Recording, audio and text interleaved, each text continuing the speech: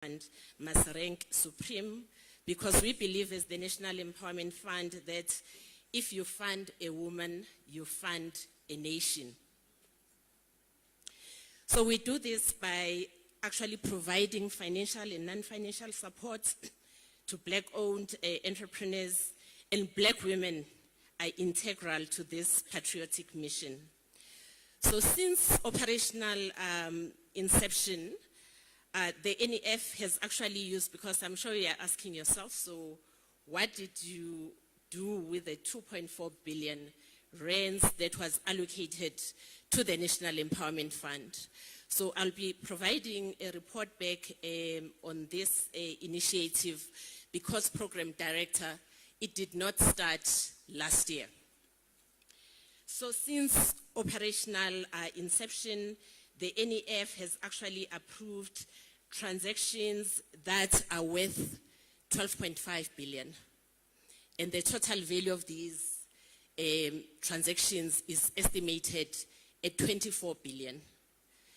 About 40% of our disbursements and approvals have actually gone to women-owned entrepreneurs. So we actually gave ourselves a target of 40% 10 years ago already. So what that means is that we've been trailblazers in this particular area. Thank you. So you'll be asking yourself, so how do we go about funding these women-owned entrepreneurs? It's not just about money, Mr. President. We need to unpack it a little bit more, because you can have all the money in the world, but you'll still not be able to actually advance the cause of women economic liberation. It's about the types of instruments that we have actually put in the transactions that are owned by Black women. So for instance, if I can talk about the renewable energy program in South Africa, the REAP program, very few women are actually involved in that initiative. It's not because they are not actually interested in getting involved. There's about 240 billion that has already gone into the sector. But we must talk about women ownership within that 200 billion. I don't even believe that we are sitting at 1%. So the difficulty with this one, this time around, is that we cannot go back to white-owned businesses and say we were not there because we are here. So what's stopping us? What are these constraints that are stopping Black women from getting involved in these initiatives? It's actually lack of what I would call venture capital financing.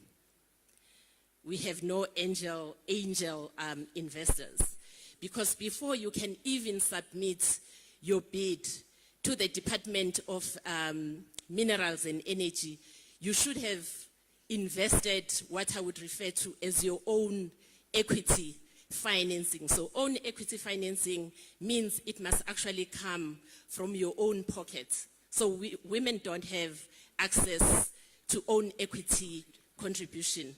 So I'll talk about the other initiatives later. Yes. Thank you. Thanks. Let's just ask Mr. Kuseni Dlamini from Massmart. You said to have around 80 facilities participating in your program to increase procurement, in particular from Black women.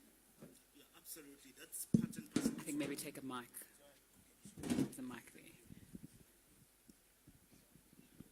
Sure, I'm also technical today. Okay, thank you. Thank you very much, Nzinga. Honorable President, Minister Pando and Minister Maite Gwana Mashabane. It's a great honor to be here, ladies and gentlemen. It's a pleasure to be here.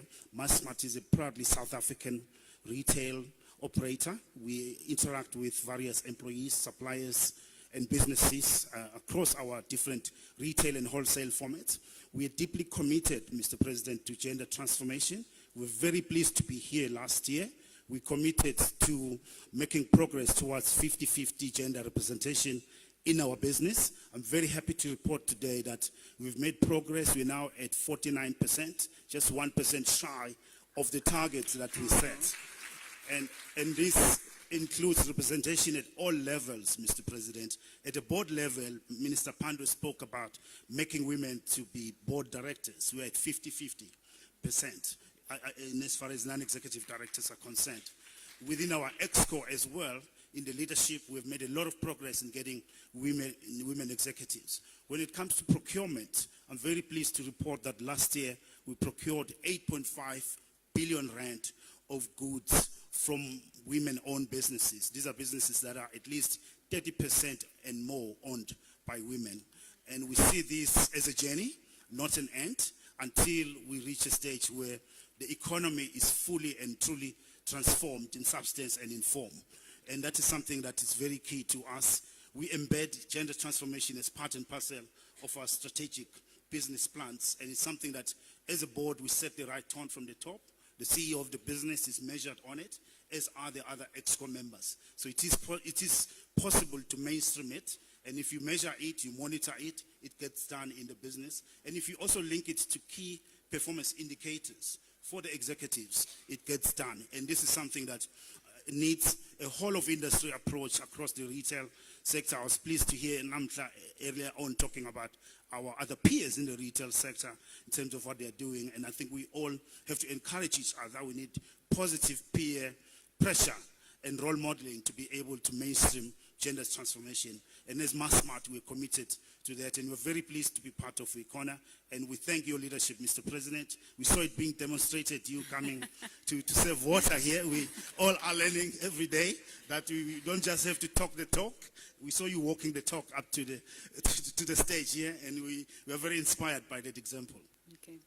Thank you so much. Let's continue getting context. Mr. Silumane, there's the South African Automotive Master Plan, and that emphasizes the importance of localization, and there's that 2021 to 2035 target. I'm quoting directly here. 25% of tier 2 or 3 suppliers must be black-owned by 2035. Where are we now, and where are the opportunities for women? Thank you very much, Program Director, His Excellency, the ministers, and everyone here present, protocol observed. It's a great honor for us as the Automotive Industry Transformation Fund to be placed with the responsibility of not only fulfilling the objectives of the South African Automotive Master Plan as it is, but to also extend it further after hearing the call from WECONA that it was gender silence. We have taken from that point of view to try and move from competitiveness to transformation by also adding further targets into that particular framework. We have agreed with the automotive sector to ring fence around 30% of the funds that are allocated by the same OEMs towards women-owned businesses.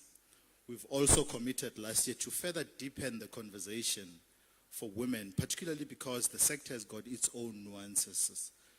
We want to focus on sharing as best of information as possible towards women-owned businesses so that they can understand the makeup and the framework of the automotive sector. That way we are able to lift off the barriers of entry. We have formed together with WECONA a movement called Women in Auto. And part of the things that we've been working on is to unpack exactly what we need to do from a capacity building point of view. And we've identified key programs because we've taken the attitude to mostly listen towards what women are asking for in the industry. One of the things that they've asked for is a management and development program for women, particularly focusing on sector development, and we're going to implement exactly that. They've also asked for us to think about putting together a dealer principal program so that we begin to build a pipeline of opportunities for women, not only in management, but for them to also be exposed to be future owners of the dealer network of the automotive sector. That is going to be put in place. We're working together with our stakeholders, NAMSA, NACAM, in order to accelerate the skill development program. But I think what is exciting to announce as part of getting towards the 25% value addition of tier 1s and tier 2 businesses, the AITF itself has since funded about 18 businesses. 50% of them are women-owned businesses. And the automotive sector didn't only provide funding, but we've also provided access to market to the value of 5 billion already since our last announcement last year. So I think there is, thank you very much. There is significant progress in getting towards the 2035 target, and the automotive sector is getting towards obviously amplifying that and accelerating that we are able to get there. I mean, in this particular October, we're going to be having the South African Automotive Week, where we are going to have a matchmaking session for women so that they can be further exposed to more automotive sector opportunities and be placed in our procurement processes. Thank you very much. Thank you. Ms. Mutseho, we've been hearing about the importance of not just one aspect of the business, but an entire value chains being based in South Africa as well. You've got a farm to fork philosophy. Just tell us about your work and that philosophy as well. Thank you. Allow me to write on the protocol that has been established. Mr. President, the ministers, the Deputy Program Director, all protocol observed. Yes, first and foremost, I'm a farmer. I always say all the development and leadership roles in the politics of agriculture and the industry in large found me being a farmer and an entrepreneur.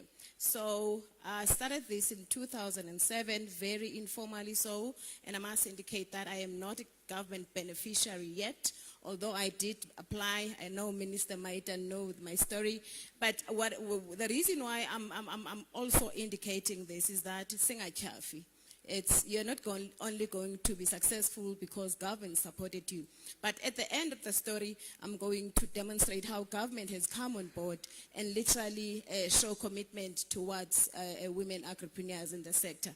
So the importance of the active participation, particularly for women, is that from source, because from farm, there's an activity that has taken place before the farm.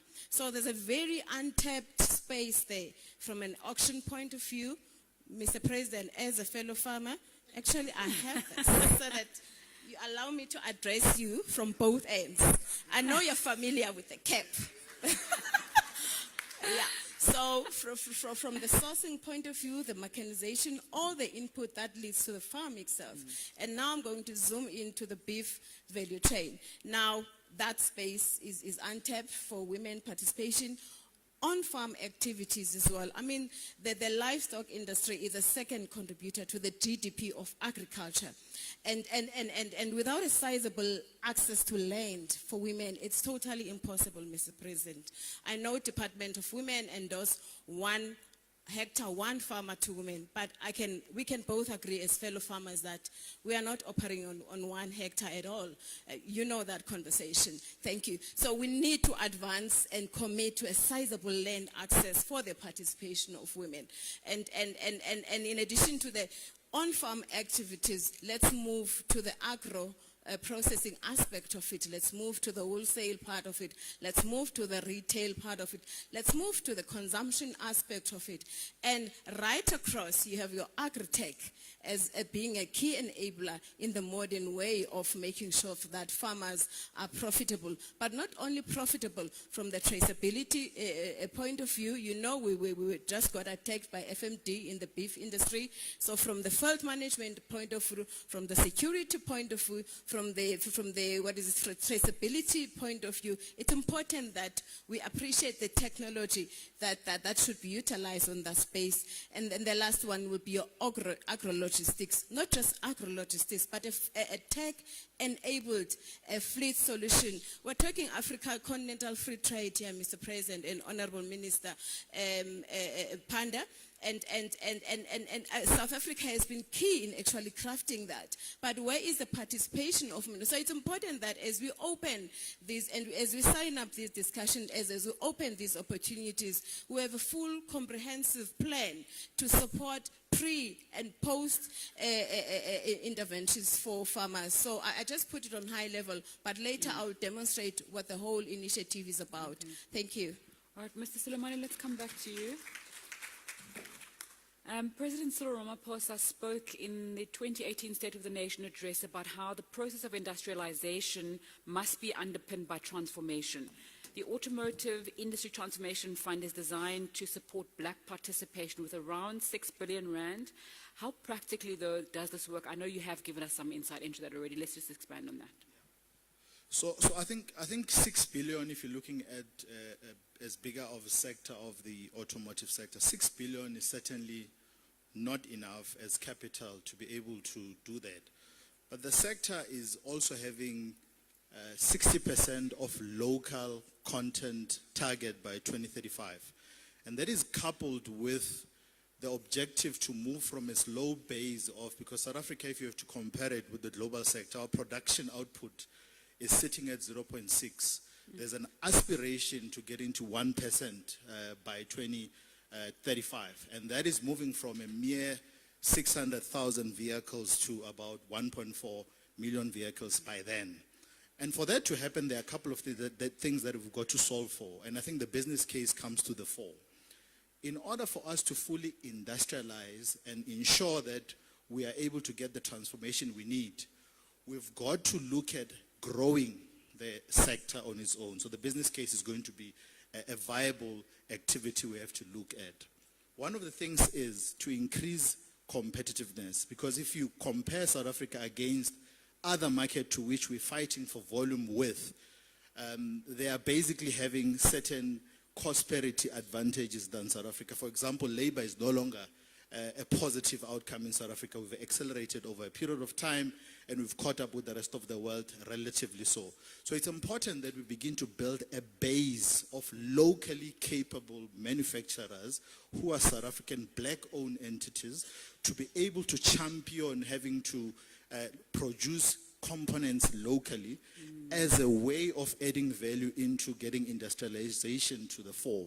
So the AITF is well placed to working with the OEMs as well as the tier 1 multinational to deepen transformation and localization by funding tier 2, tier 3 opportunities in order for us to increase that competitiveness. And I think by doing so, we'll be able to fast track that particular objective. Okay, thank you. Ms. Mteta, earlier on you were speaking about the work that you do as the NEF. One of the aims of WECONA and the reasons that we're here is that push for that 40% preferential procurement to ensure that people who are marginalized are brought into the economy in a sustainable manner. When it comes to rural and township funding, what programs is the NEF implementing to meet this objective? And then you can expand also on the funding that you were talking about and the steps you were talking about a little bit earlier on the panel. Thank you, Program Director. So the NEF established the Women Empowerment Fund in 2014, right?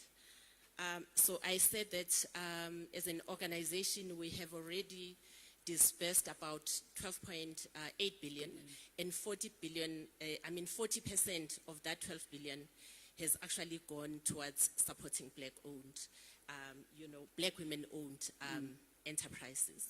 So we start from 250,000 rands, and we go all the way up to about 75 million.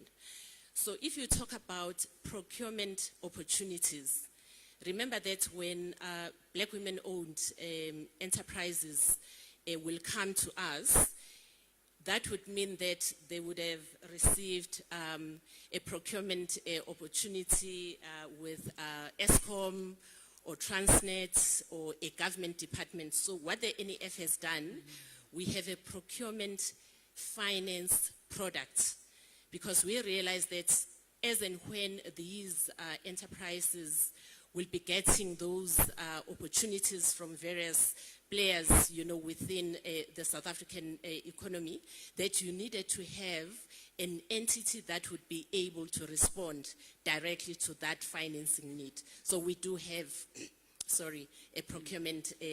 a procurement product.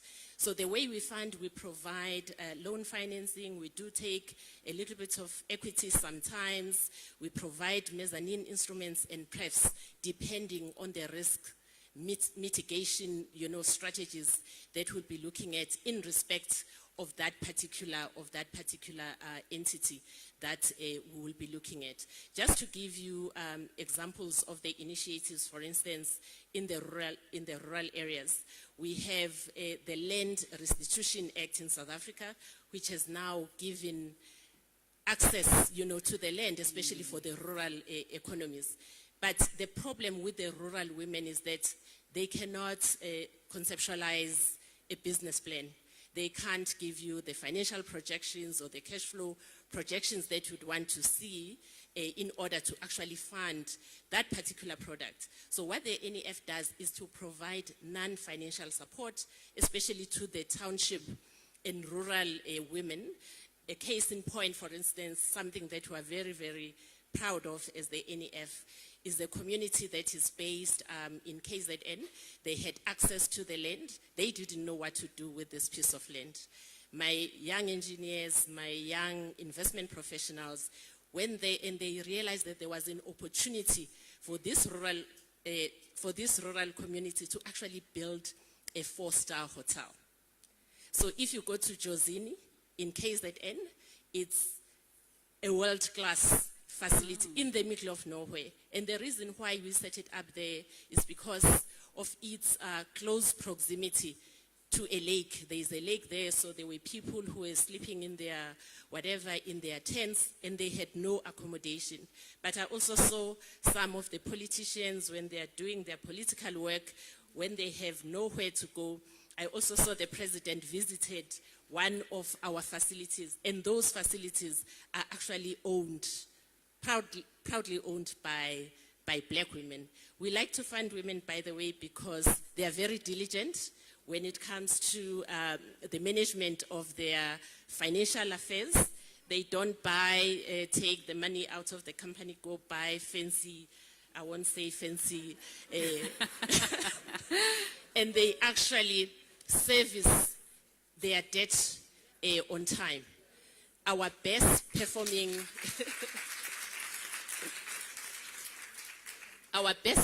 portfolio is actually owned by women. We have a portfolio of investments that we have within the petroleum industry. We're doing it in partnership with the likes of your engine, all the oil majors in South Africa. So that opportunity is giving black women to actually own petrol stations. So these petrol stations, they are all over the country, 140 of them.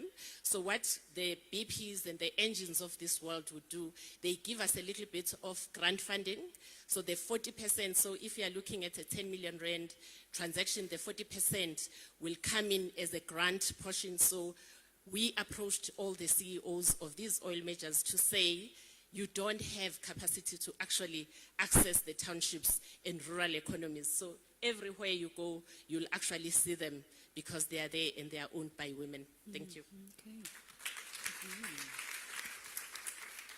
Mr. Dlamini, in order to facilitate the participation of certain suppliers in your supply chain, Massmart has something called a small supply program. What does that do? And just speak to us about the focus there in particular of women. Thank you very much, Nzinga, for that question.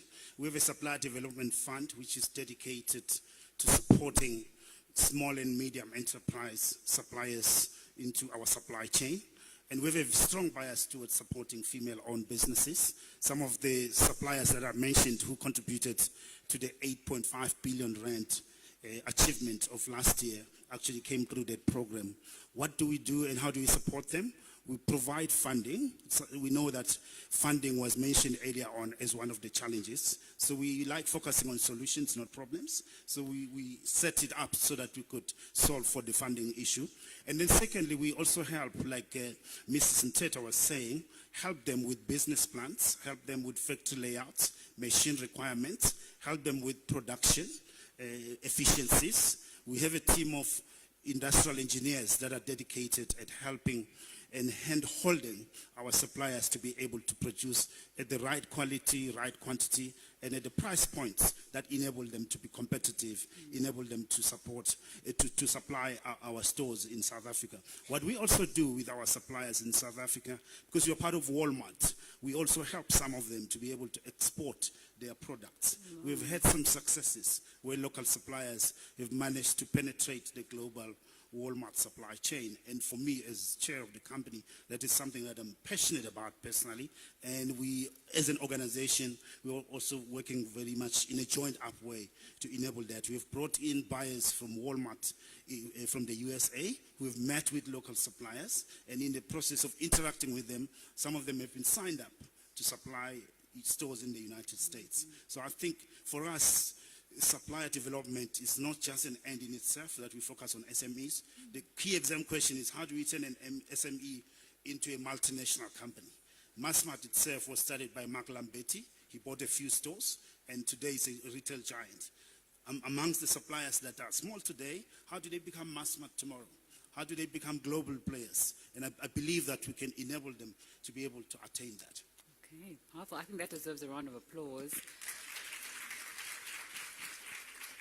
Ms. Mutsaga, we're hearing from industry, but as somebody who is a supplier, just talk to us about the challenges that you have encountered and also how you get around them and what advice you would give to women entrepreneurs in the room who may face the same challenges.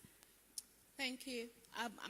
My input will, yes, mainly about myself as a supplier, but also mainly about myself with leadership and decision-making roles in the sector as a female. I want us to be aware of something. When we look at, particularly for women in rural areas, there's a strong sense of business acumen there. Ours is to appreciate that. They are expected to thrive on the policies that were designed to totally exclude them. So I want us, particularly as black females, we must be very conscious of that.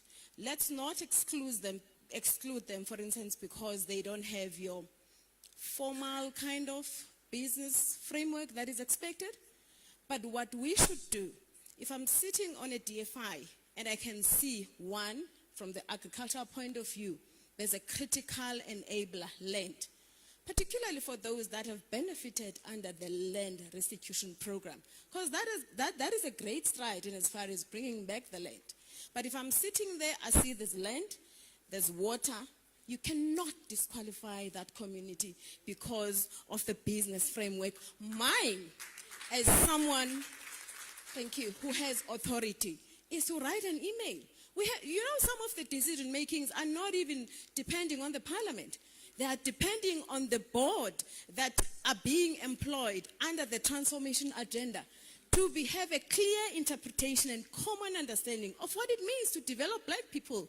And sometimes I find it difficult because I see some of us are so aloof. We are so out of touch with the realities of the ground. We have become so comfortable in the borrowed luxury.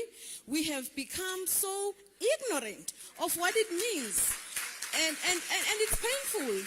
It's painful in the sense that the export market is blooming. Black people are not there. This country prides itself with the agriculture that is always contributing to the GDP of the country, but without black people, Mr. President. And with all due respect, I'm not saying you're doing enough, but at policy level you've tried.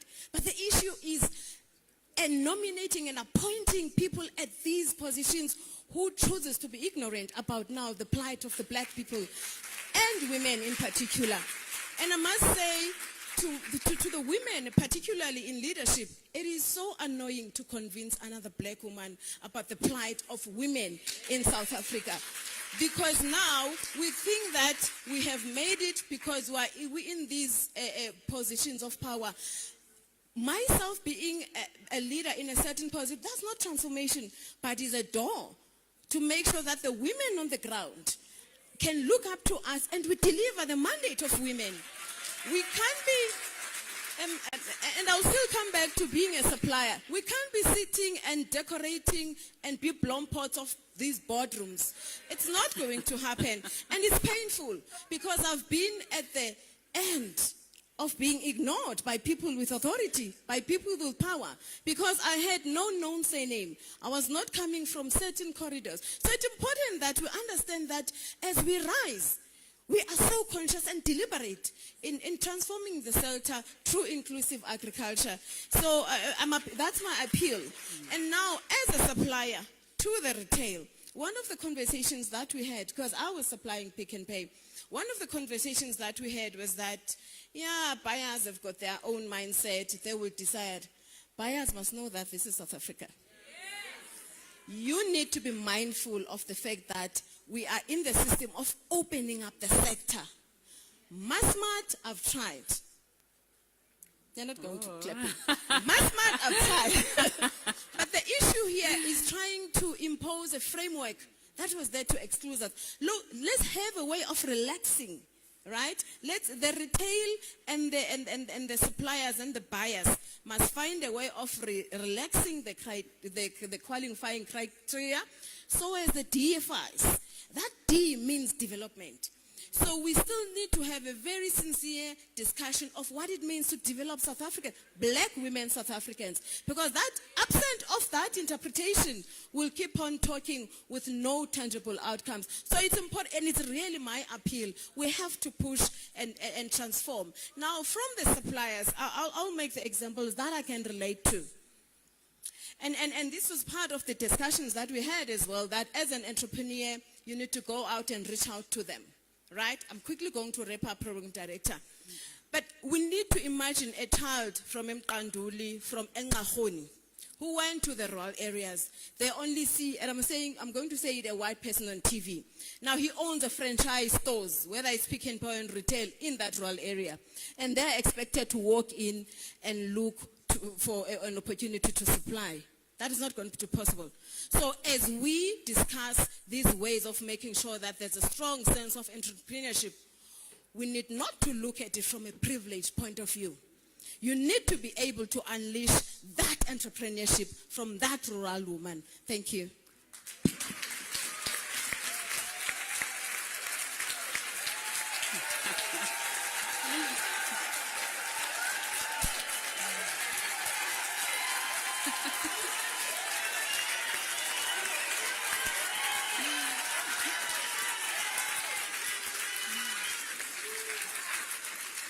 I think there might need to be another side conversation that may happen when we get off stage. As we wrap up our discussion, though, I'd like to please ask each of our participants, starting from you, Mr. Dlamini, just speak to us about what commitments you can make towards the vision of WECONA, what's taking place today, what commitments can you make to us, and what are your plans for the future?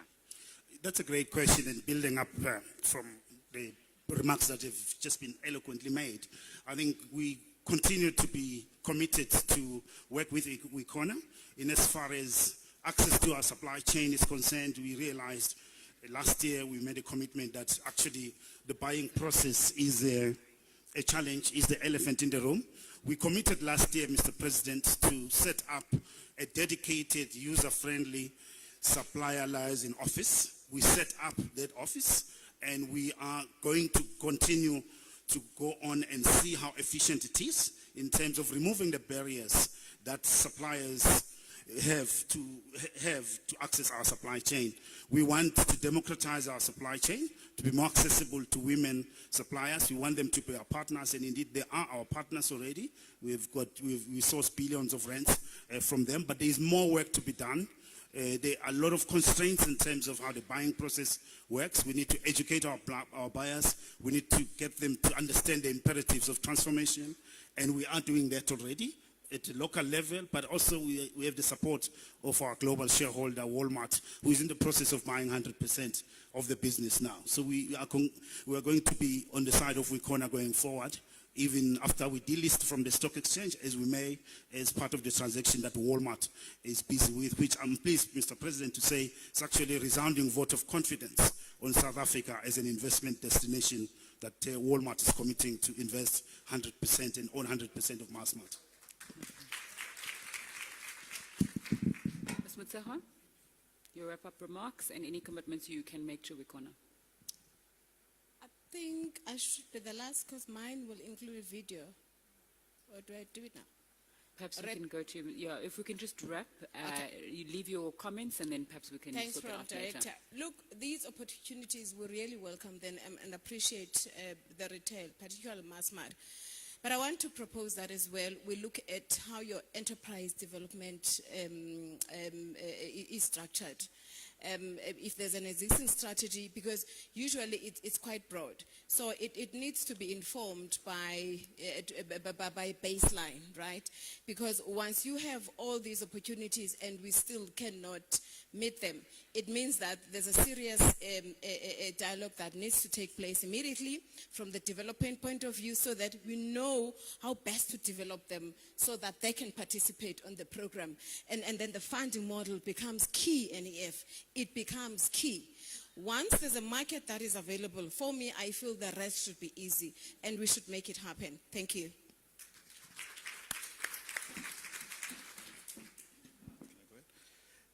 Thank you very much, Program Director. Allow me to just extend a little bit, and I'm mindful of time.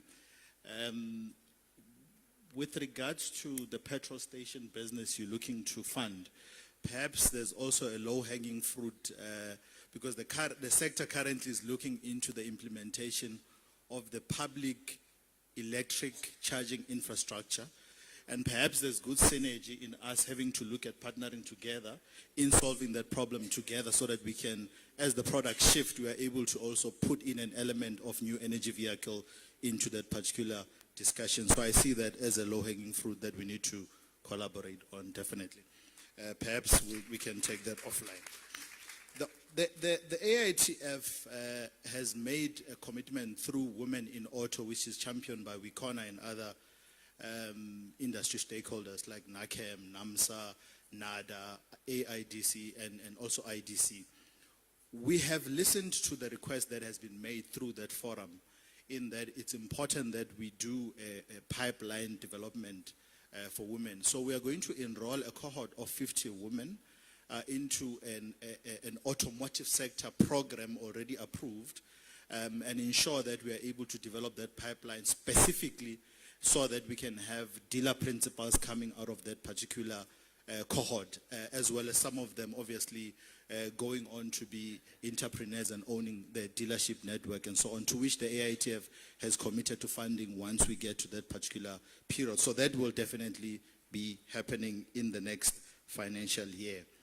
The other thing is there is a call for a management development program to which we've partnered with one of the institutions, and NAMSA is championing that with TUT, where we are also going to be ensuring that we are upskilling women in order that they gain entry into some of the managerial positions within the automotive sector. I'll park it there for now, Chair. Thank you very much. Very appreciated. Thank you, Program Director.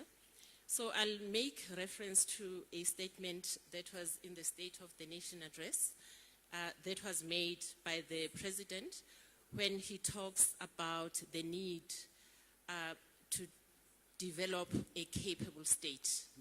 I don't think we have really unpacked it to try and understand the deep meaning of what the President is referring to. So the way we have interpreted it as NEF is to say, when you actually recruit, whether be it your CAs, your engineers, it has to be a certain caliber of individuals. It has to be CAs who will be willing to actually go to the townships and rural economies, because there's no way you're going to drive, whether be it the Black Industrialist program or localization from our posh offices, in Pretoria or in Sentin. So I'm very proud, Program Director, to say that the NEF is a very small organization. We only have 140 employees who have actually done the remarkable things, because you can actually feel and touch the things that we have actually delivered on 140 employees with young investment professionals who will sit with you across the table. because there's nothing as exciting as talking to another highly qualified woman who will actually be in a position to assist you. So 60% of our employees, by the way, are women. So I'm encouraging the women who are sitting in the room here. Some of them are in the room. Zama, I saw you. You must stand so that the delegates can also interact with you. She's Zama. She's the previous president of the women CAs in South Africa, and she's actually employed. She's one of our executives. So that was the first thing. Second thing, Minister Pandor spoke about it.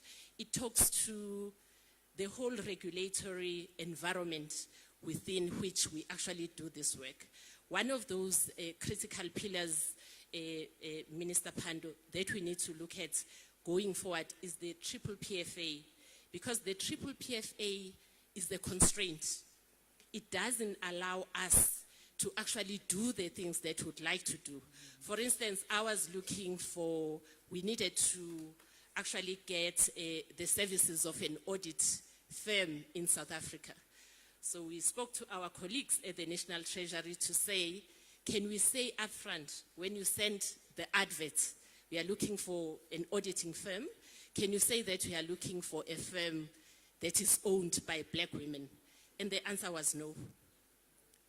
But I'm very lucky, I don't know how we did it, because the audit firm that we got is actually owned by black women in South Africa. So what it says is that we have to be very deliberate in our efforts in terms of what we want to achieve. Thank you. Thank you very much.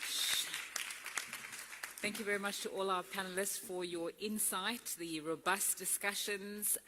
We are mindful of time. That's where we leave it for now. Thank you so much. A round of applause, please, for our panelists as they make their way up the stage. Thank you. Thank you very much.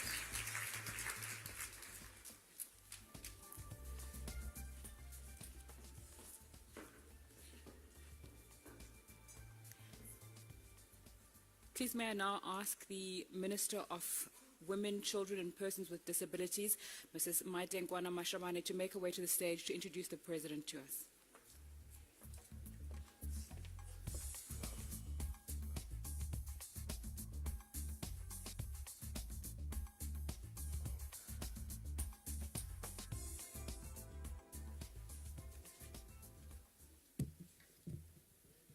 Your Excellency, Mr. President,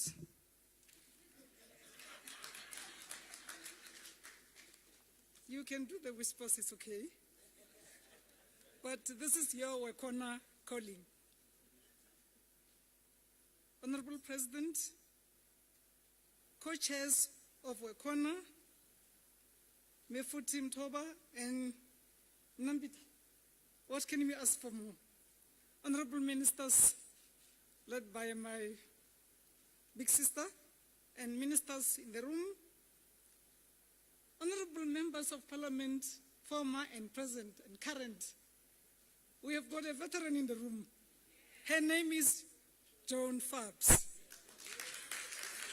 We clapped for her yesterday because I thought she must do a cover, but I am uncovering her that because you're present, Mr. President. I've had a shrilling, screaming, calling on us there in Cape Town, and I'm sure she's pleased to see WECONA rising. This WECONA was launched by your good self, Mr. President, in the middle of COVID, in the middle of a crisis of all sorts. Women still found you accessible. I think we don't tell you this much, but this is what we sing, because you don't go to a corner. If you go to a corner, we follow you. And you don't say, hey, get away, this is my corner. That's where we form WECONA. Nonetheless,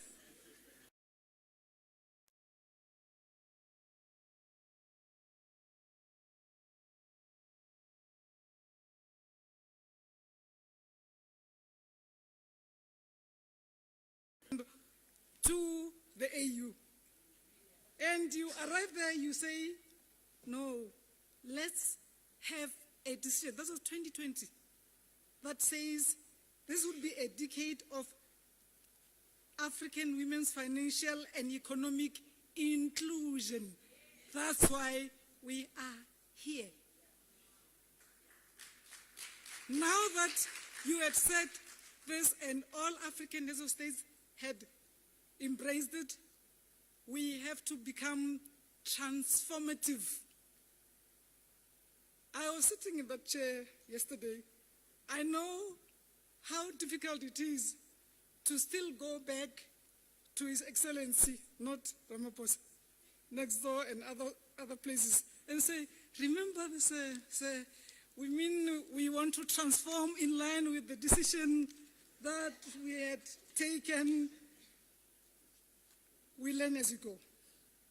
But we feel very proud that as you have come to us again, preferential procurement, a legislation that says 30% for the whole Africa, but for us, 40%, we had started. We are just asking that we transform faster. But in this room, because we're taking advantage of your presence, inclusivity must also be meaning we coordinate. We don't wait for the summit of WECONA. We coordinate in between and do the things that the panelists were saying we'll do. We are going or following you or coming with you to the second summit of gender-based violence and femicide. You know, every time we talk to men, I'm talking about the non-toxic ones, about how you simplify it and put it really simple and on the stoop. Women don't kill women. Women don't ask to be killed. Yesterday, because you were not here, I actually said women just need some more skills, because no man can say, I can skill a woman to do the things we saw at Letaba, which we know women do every day. We wouldn't be in this room, all of us, if women had not put bravery and taken just few lessons from the older ones and deliver a human being. That's not a story. You'll hear them coming out and say, I'm a single parent, but she doesn't force the one who doesn't want to come along to say, I'm part of this. If you want, yes, but she will keep caring. We are moving towards 16 days of activism, not barehanded. We will take advantage, with your permission, to have an exhibition of WECONA. We'll take it to Nazareth, so that before we talk about gender-based violence and femicide, we remember that we were trying to say, to listen to you clearly, that NSP pillar number 5 says, let's not only complain about how women are beaten and so on and killed and so on, and how violence is overwhelming women and so on, but that we are not a department that is about advocacy, yes, but not only about how we should be calculating how many women were killed. No, how women can be allowed to do what women do best. Bring human beings to life, take care, and please open up inclusivity in the space where they can be able to do better what they do every day, to take care of their neighborhoods.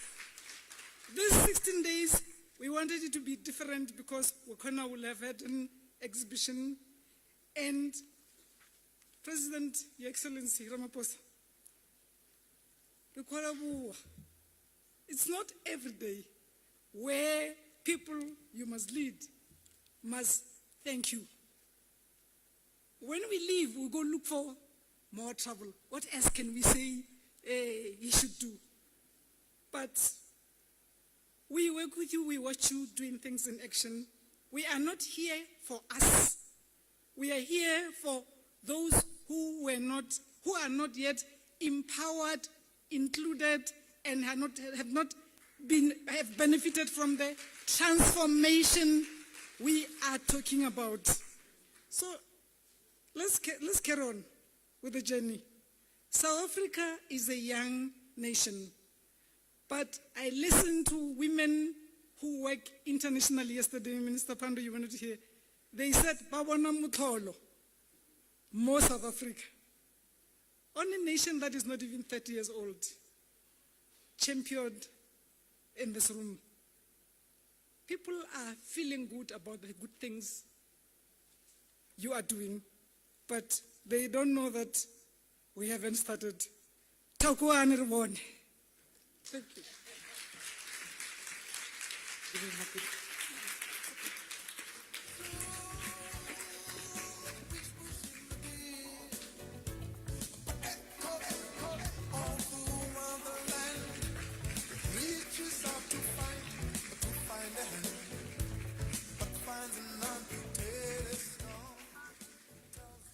Thank you. Let's be seated, please.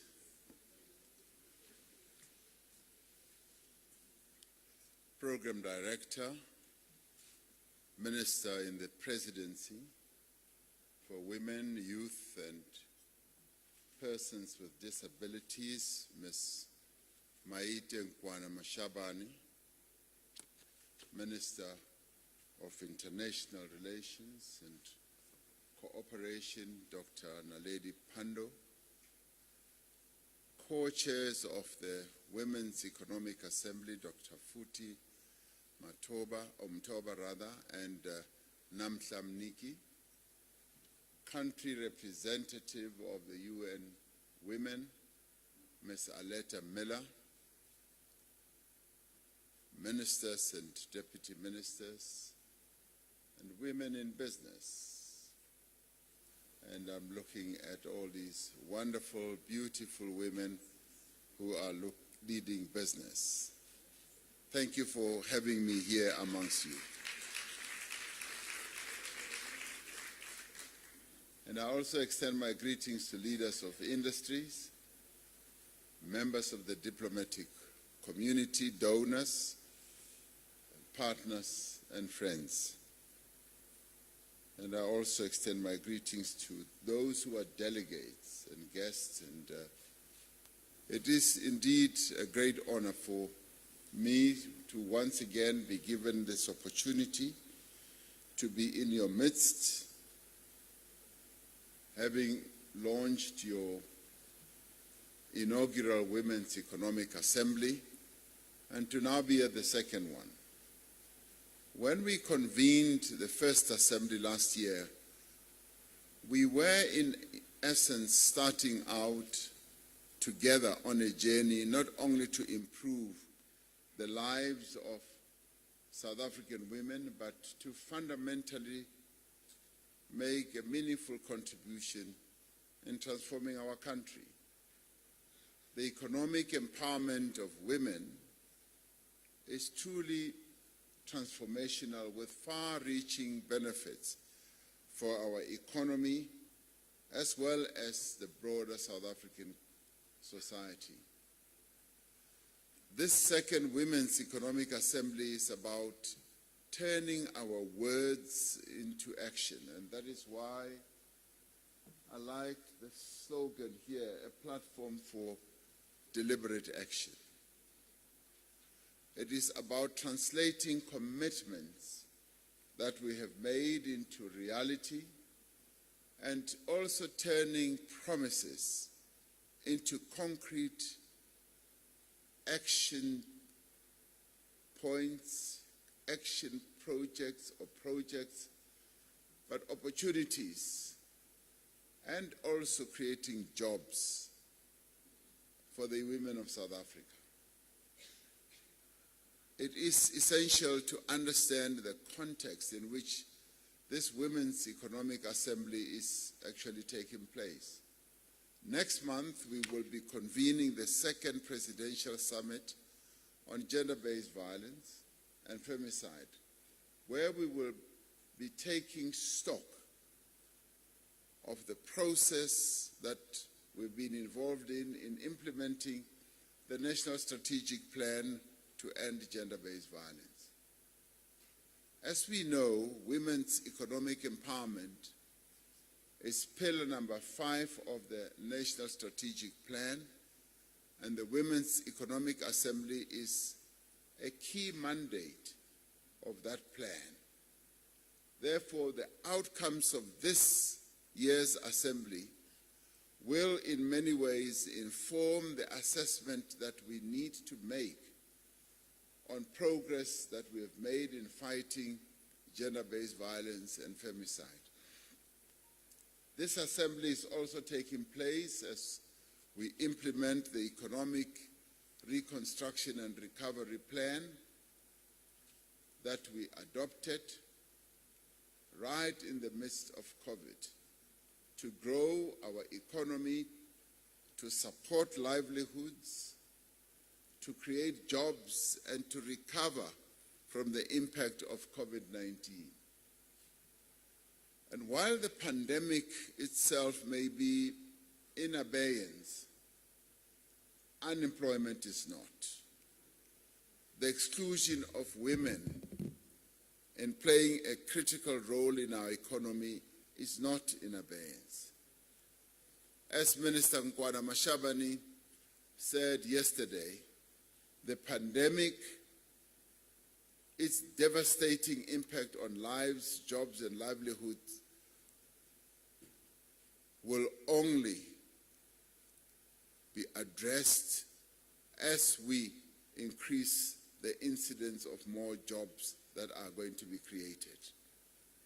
And it continues to be women who bear the brunt of this devastating impact that COVID has had.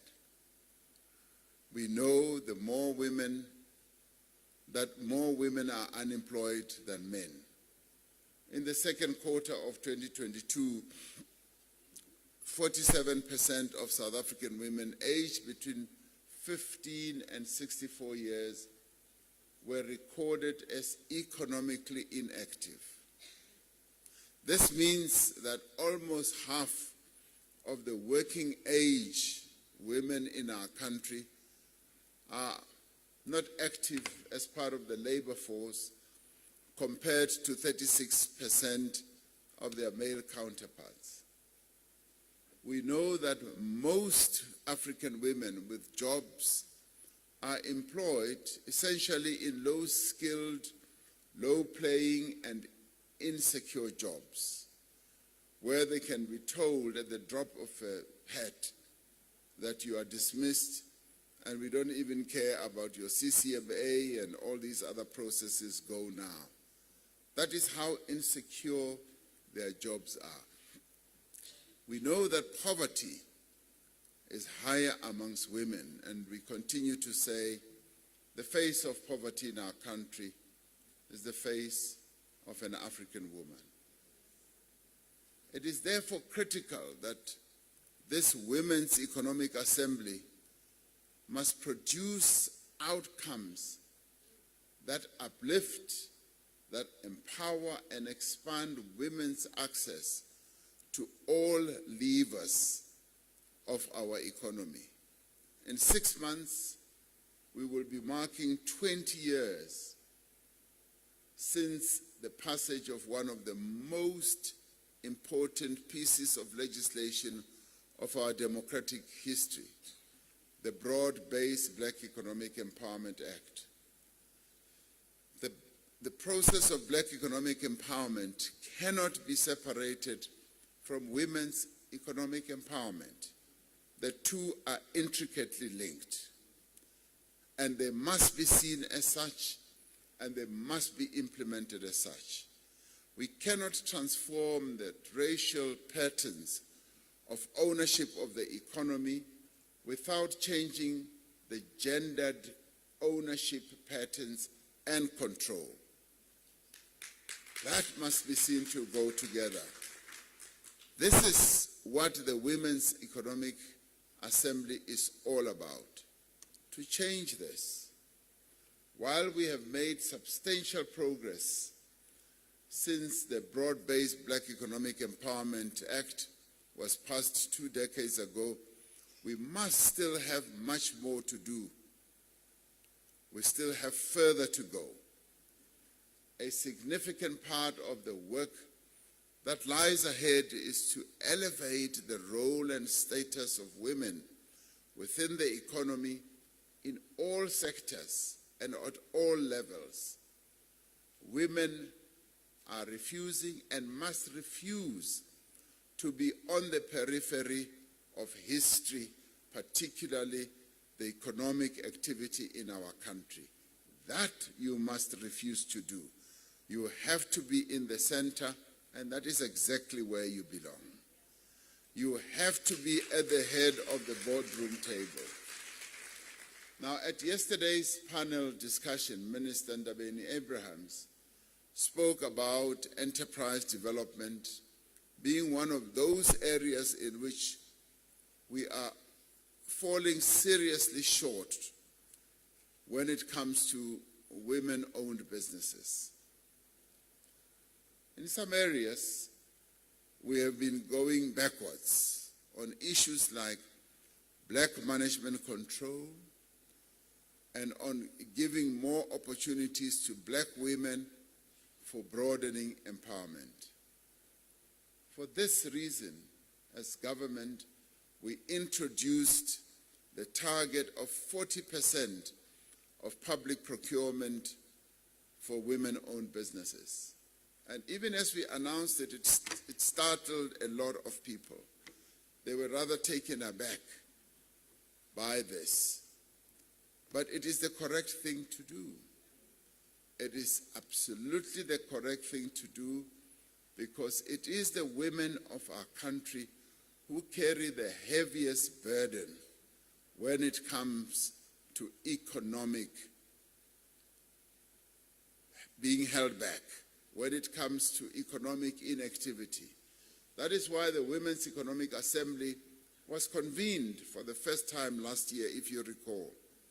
It was convened to explore collaborative partnerships and programs that will make 40% preferential procurement from women-owned businesses a reality in both the public and the private sector.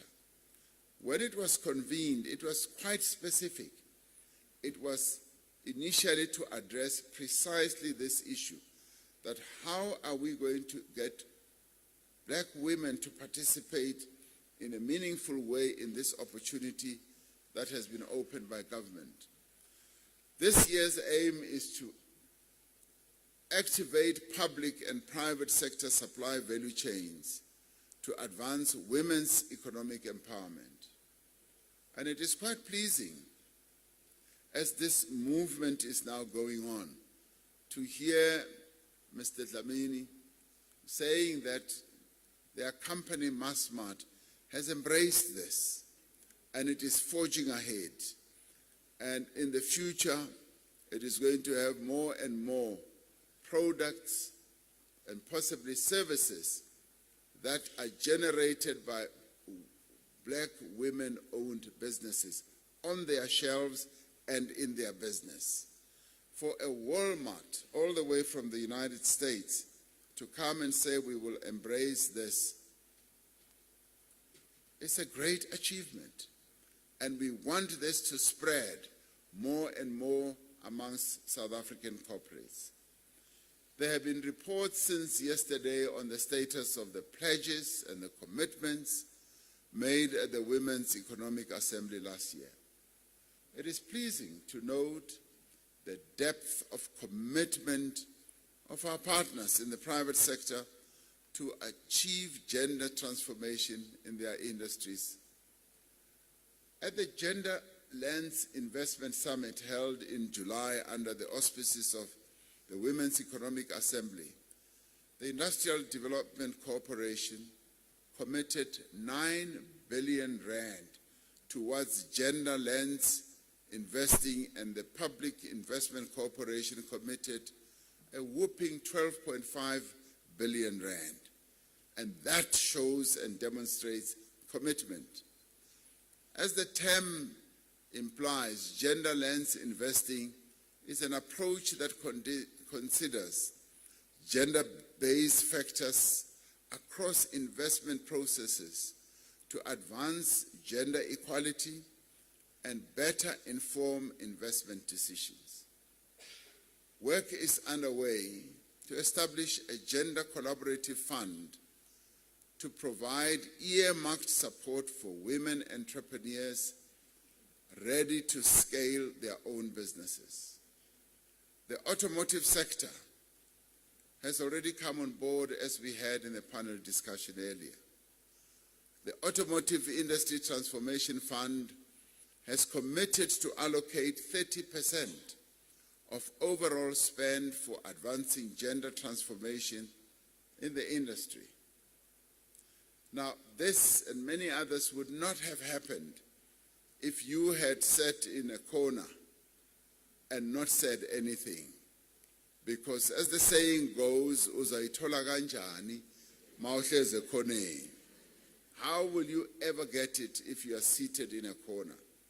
Now, you, as the women of South Africa, decided that on all aspects that affect your lives, you will not sit in the corner, and in fact, you refuse to sit in a corner. And as far as I know you don't want to sit in a corner. You are up front. Now, of the 13 transformation businesses that are supported by the fund that I've been talking about in 2022, 8 have been women-owned. The automotive sector has highlighted its commitment towards meaningful capacity building to ensure that they establish a pipeline of women leaders and owners, including a dealership development program. This, in the end, is commendable work. The level of consciousness in the private sector is also rising. The agricultural sector has been a valued partner as well, committing to establishing a localized manufacturing infrastructure that will support women-owned businesses and build capacity as well as skills through training programs. The Women's Economic Assembly itself encourages a range of sectors to commit to procuring more from women-owned businesses. We expect that more announcements will be made in this regard as we move on. We have heard presentations on the various value chain opportunities for women-owned businesses in several industries. Indeed, building gender-responsive value chains is critical. It is critical to a resilient economy because no economy can grow or even begin to think of thriving so long as half of the population is excluded from it. Our goal in the end is to ensure that more and more commitments and pledges are made. And through this, we are raising the level of awareness, the level of consciousness, and as we do it here in our own country, we obviously want to see it rising and spreading throughout the continent as well. At the same time, for sustainability, we have to set and implement targets for gender transformation and the procurement of goods and services. We should not just leave it without setting clear targets, because without a target you cannot measure performance. As we look at these targets, we need to also strengthen the entire ecosystem of support for women-owned businesses. Our own country has far fewer women entrepreneurs than many other countries. That is something that we should accept. But we don't accept and do nothing about it. As government, we have trained nearly 6,000 women-owned businesses in essential business skills to qualify in tender processes, so that when the tender moment comes, they're able to participate with confidence and put forward their wares and their trades, so that they're then able to be considered positively. Our target is to train 10,000 women-owned businesses. We are committed to using the policy and legislative tools at our disposal, such as employment equity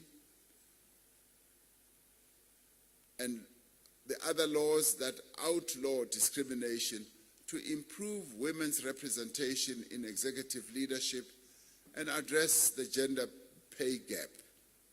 And I'd like to hear more and more women and women's organizations talk more and more about the gender pay gap, so that we can move more and more closer to eliminating and outlawing the gender pay gap, because it is hugely unfair. I am pleased that one of the topics under discussion has been how to leverage the opportunity presented by the African Continental Free Trade Area.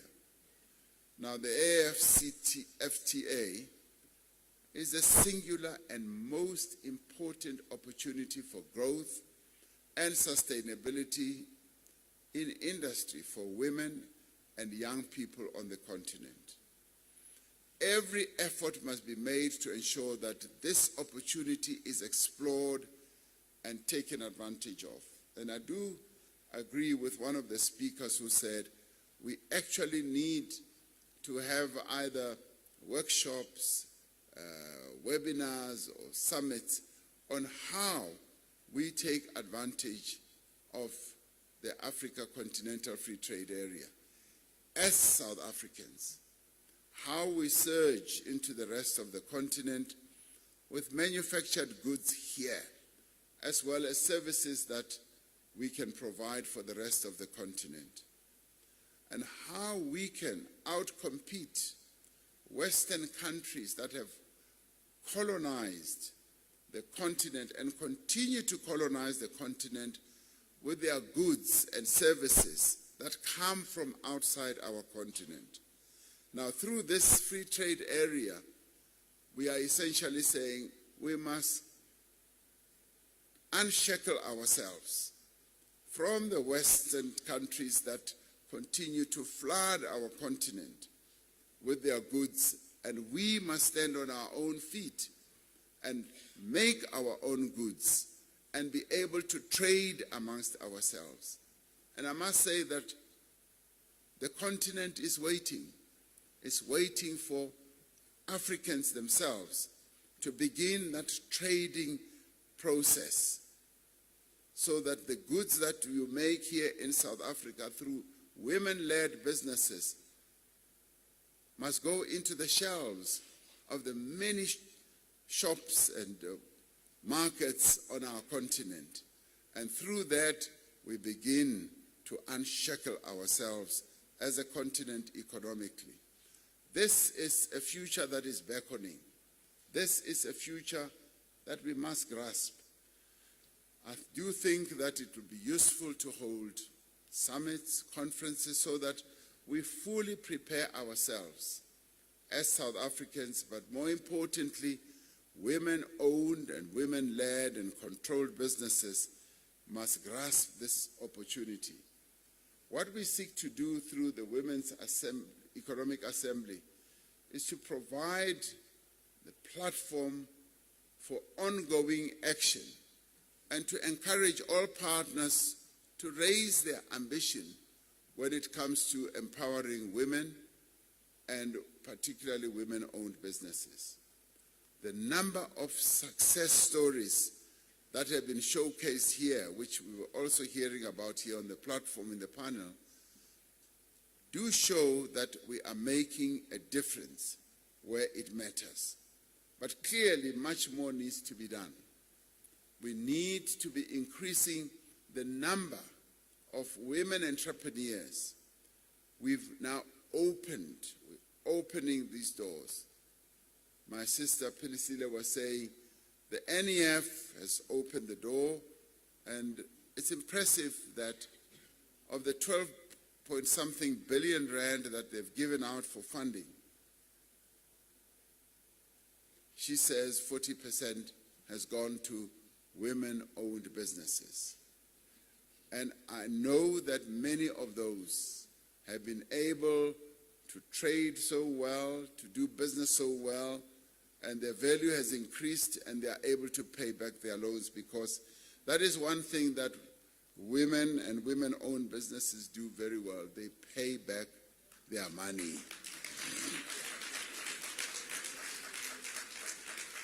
Now, this is thanks to the partnerships also that are forged between the public and the private sectors. Our economy cannot thrive without the full and equal participation of women. And I'm rather pleased that this reality is dawning on many of us, that without the participation more fully of women, we will not be able to move forward. It is like a car that has 6 cylinders trying to drive at top speed with just 2 or 3 cylinders. It will never reach the top speed. So we must make sure that this, our South African economy engine, operates at all its, with all its cylinders. That is why the work of the Women's Economic Assembly is of crucial importance and value. And through what we started last year, we have started something that is just going to keep on gaining momentum. And our task is to harness it, to broaden it, to bring more and more women in to participate. And I congratulate the private sector leaders who have taken this agenda seriously. Our approach has been to work in collaboration with the private sector to ensure that your businesses succeed and thrive, while at the same time you contribute to the transformation of our country. It is encouraging to see excellent results that are coming through. We hope that this will serve to encourage other sectors to also become involved. To women in business present here today, I'd like to thank you for having the faith in our economy. And I also want to thank you for continuing to urge us in government. And may you never tire. Where you see us weakening, where you see us not meeting the objectives or the promises that we have articulated, we encourage you to keep raising it with us. Raise it with us so that we are able to get to where you want us to go, to be encouraged to keep going on despite this sometimes difficult environment that you may come across. It is always the fate of groundbreakers to deal with systemic challenges. If you are a first mover, you will always meet challenges. And if you are breaking ground and if you are a pioneer, there will always be challenges. And we say, never, never lose your courage and never tire. You are the hope for the coming generations. You are supposed to be the role model for the young women and the young girls who must see you succeed. And it is you who, as you rise, you must bring others along. You must bring others along. And that is an important factor that you should not ever forget. I often hear sometimes, and it was also said here, that sometimes when other women succeed, they forget about others. I believe less in that. I believe more in the love of women broadly. All of us who were brought up by women, and we were all brought up by women, those women who brought us up carried all of us up. They were our mothers, they carried all of us up. So it is inherent in a woman to carry those that she has around them along. It is the young women that we must also be great symbols of, but also bring them up. Because you are the hope of the coming generation, particularly of young business leaders, you must therefore ensure that you achieve and you reach very high levels of achievements despite the challenges and the difficulties. I wish to thank all who have been involved in making this year's Women's Economic Assembly a success and congratulate you on a job well done. When we started, we thought, oh, maybe it will succeed, it may not. But I believe this year we have attracted many, many more participants. And this is how it is going to be as we go on. Next year, I'd like to see more and more participants also in this room. Let us use this momentum, not just to set the tone, but to substantially and decisively advance women's empowerment or economic empowerment.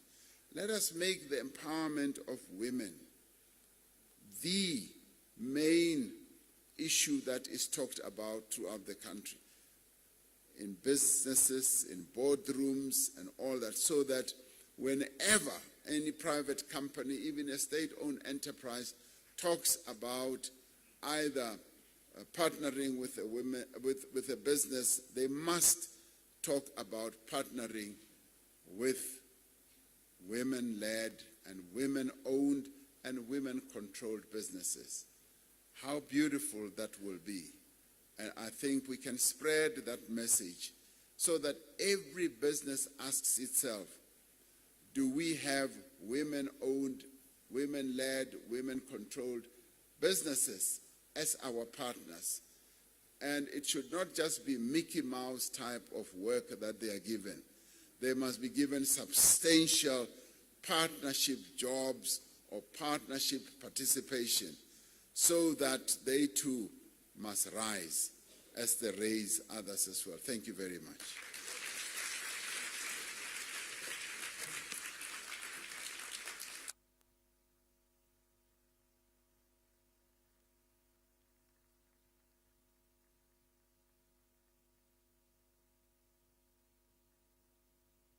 Wondering where's the best place for you to be comfortable while we...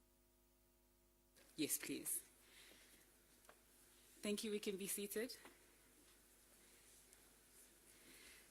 The work of transforming the economy and empowering women, as discussed and spoken about by President, would not be possible without the collaboration of stakeholders and very generous donations. Business leaders are now going to come up and share how they're going to be contributing to the cause. Please may I ask that when you come up, you keep your speech very short and hopefully your donations very long. President Cyril Ramaphosa will be on stage to interact and hear about the donations that people are making. I'm going to read out the list of people who are going to come on stage to make their pledges. Please can I ask that you make your way there. You will come up, have a very brief speech. If you see me moving towards you at any point, you know that you need to be done. And then you will interact with the President as you make your way off stage that way. The pledges are as follows. Miss Mary Ann Parr from You Can Grow. Ntandokazi Kapa from the Salga Women's Commission Chairperson. Please may I ask that you're making your way to the stage as well as this, calling out your names. Mr. Mikhail Mabasa, who's from NAMSA. Claire Reed from Real Gardening. Mr. Eustace Mashimbe from Proudlist SA. Ms. Aletta Miller, the UN Women Representative of SAMCO. Sean Goldsmith from the Franchising Association of South Africa. Joan Marie Fubs from the South African Farmers Development Association. And Ms. Ntutu Mutseha, who is a bee farmer. Please may I ask that you now begin to make your way to the stage, say your pledge, interact with the President. I wonder if I should. There's a microphone there available for you. Good morning, Mr. President. My name is Marianne Parr. I'm from You Can Grow Africa. So we're an organisation that is developing contract farming programs inclusive of small and medium farmers. Just this year, we've just contracted 300 tons of dried capsicum, so paprika and chili, of which 90% has been new generation farmers, 60% has been women, and it's been done for Crown National and Bid Foods Group. And really, this is the beginning of what we're going to commit to for this next 5-year program, where we're looking to localize $1 billion of product that's currently being imported into South Africa with the backing of Unilever and the rest of the food and retail South Africa. We're going to be able to create a business-led food security program that will transform our country as we go along. And it's all inclusive of small and medium farmers and the new generation farmers.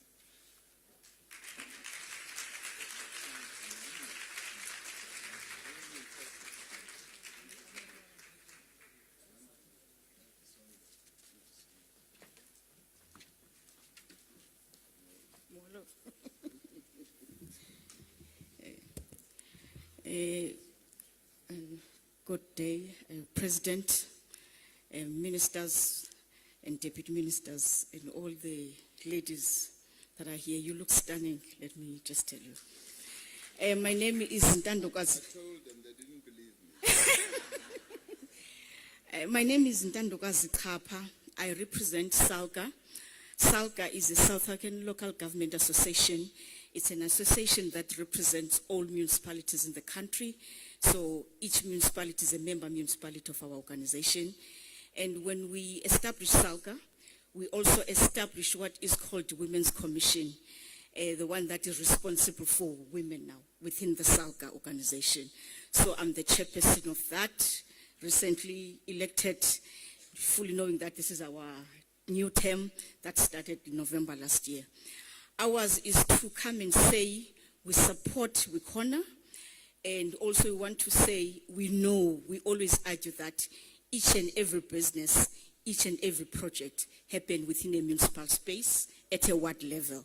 Therefore, we are a strategic partner. So we are raising our hand, say we are requesting a date with WECONA. We are available to support you so that we are able to assist. But we also want to tell you that you must know that when South Africans go out and vote, in the last elections, 58% was women who went out to vote. So it is very important that you know you are the leaders. That's why you went out and vote while your counterparts were busy watching TV, watching soccer. You were out there to vote. So you must take your space. President, I also want to say, we always say in government, function must follow, money must follow function. But when it comes to this, it is important, therefore, it must follow the voter.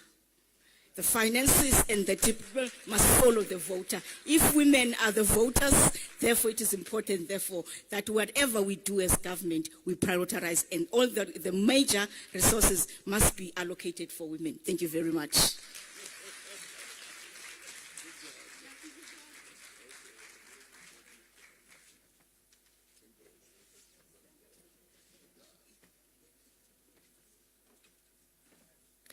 Hello, Mr. President. We first met 11 years ago now when you were the chairman of the SAB Foundation. I was much younger. My very small business then was the inaugural winner of the South African Breweries Innovation Awards. You very, very graciously awarded me the winning check. I have come leaps and bounds since then, and have developed what is now a complete garden in a box that feeds a family of 4 for an entire year. Wow, I hope that's what it said.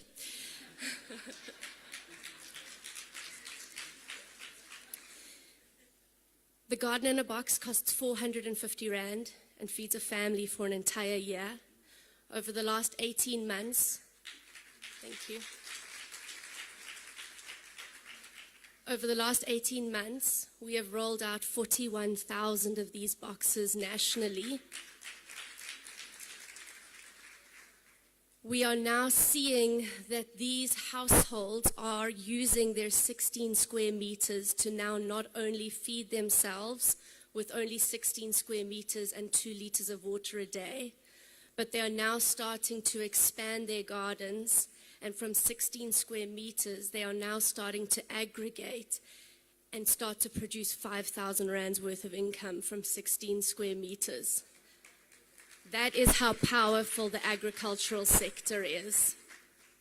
So what I am pledging as my now growing small business is to put more manufacturing capability into my workforce and to enable myself to make 21,000 of these household garden boxes available monthly. I am needing to call on every one of the people in this room to enable us to get those 21,000 boxes into more hands of people in this country. Because if we have 21,000 households making 5,000 rands a month income, that enables us to produce 10 million tons of food in this world, in this country. The income at a household level is phenomenal. That's what I'm calling on this world, on this room to do. Thank you.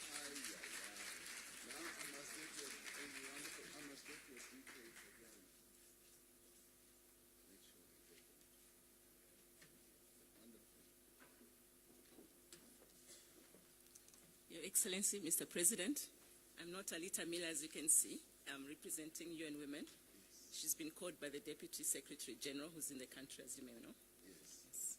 So for UN Women, I think our support is always continuous. WECONA was birthed actually from National Strategic Plan Pillar 5.